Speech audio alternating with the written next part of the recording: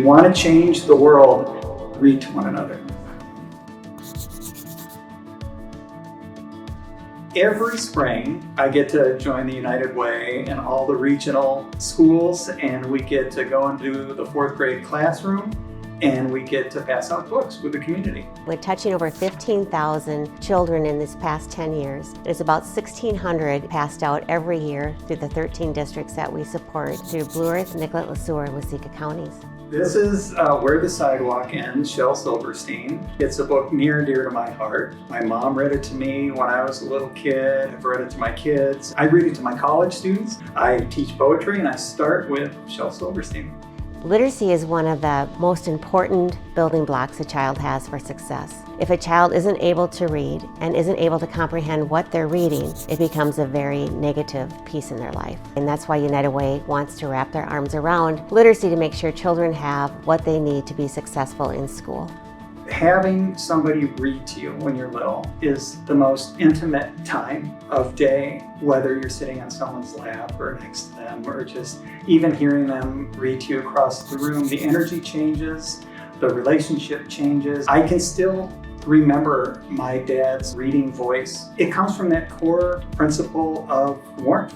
10 years ago, when we went into that 4th grade classroom, it was a packed gymnasium, and I read a few poems, which was really fun, and they were just great listeners, and the energy was picking up. We had time to say, does anybody here want to read a poem? And every hand in the gymnasium went up. We read poem after poem after poem, and one of the hardest things for me that day, and every year actually, is to say, well, okay, we've got to wrap it up. It's really something. We've got over 15,000 students who've received their books, which is just so exciting to think about how many poems have been read over that period of time.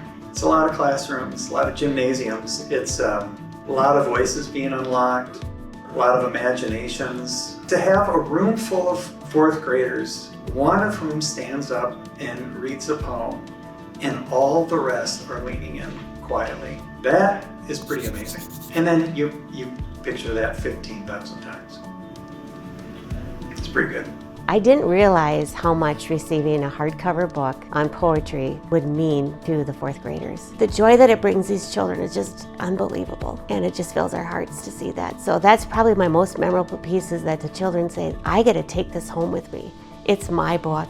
And you're like, oh wow, we really touched their hearts. The first thing I saw was that there was a signature in the cover of the book, and I was super excited because I've never had a signed book before that, and we all started talking about that. Then I looked at the poems and I realized that there was pictures and there were like funny poems and things like that, and then I realized poetry isn't just like boring old things for adults, and it can really be fun too. Yeah. Here we are 10 years down the road. We have students who were 4th graders who are now legacy readers coming back and wanting to read poems to the 4th graders. They're coming back into the classroom because they need to be there. That's the ecosystem that we've developed here of being a 4th grader, receiving a book, sharing the book, and then wanting to come back to the community and hand out the books. Yeah, I got the book. It really made me feel a lot of joy because I love reading, and I like Shel Silverstein. I really like it because it really is a funny book, and it really made me feel really happy when I got it. It really made me really love reading. I volunteered because it's really nice to give out to the community, and to read to the little kids is to say, like, it isn't that bad to read if you put your mind into it, and it becomes a hobby. I would say that this meant a lot to me, and that no other experience could ever live up to that.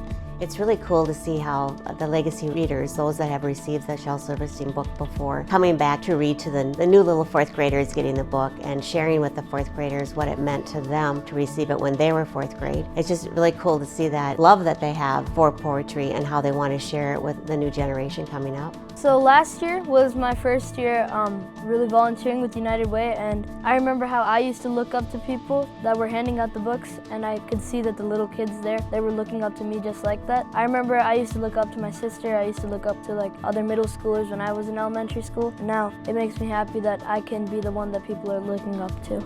I will say At that age, when I was in 4th grade in elementary school, I was not the best reader. I was not top of my class, and not necessarily that it was just this book, but I think being given those opportunities to have resources like this really progressed me in my learning. I mean, now I am taking advanced English classes, and I feel much more confident in the way that I speak and read. And so I'd say, having resources like this were definitely foundational to me getting to that point.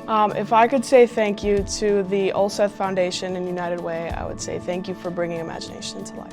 With so much that we have accomplished together, it's never a job done.